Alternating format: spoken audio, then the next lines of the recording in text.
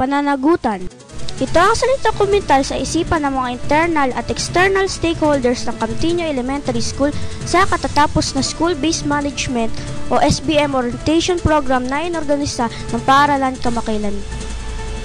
Mariing ipiniliwanag ng isa sa mga gurong tagapagsalita sa orientasyon na si Ginoong Alan David Valdez ang ika-6 na dimensyon ng SBM na tumatalakay sa accountability o pananagutan hindi lamang ng mga guro, gayon din ng mga magulang at komunidad sa pagkatuto ng mga mag-aaral at performance ng paaralan sa kabuuan. Tinanggap naman ng mga stakeholders ang kanilang pananagutan na ayon sa kanila ay bunga ng kanilang pagmamalasakit sa paaralan. Bilang magulang, maganda na makatulong tayo sa eskwelahan. Sa paraan para po magkaroon po ng kaayusan sa eskwelahan at magkaroon po ng responsibilidad ang bawat magulang.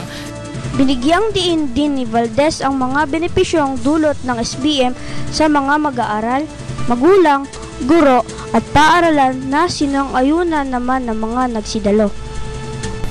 Ay makakatulong po sigurado dahil hindi na po ganong mahihirapan ang mga guro sa pag-aaruga at pagtuturo sa mga bata dahil kaakibat na po nila ang magulang.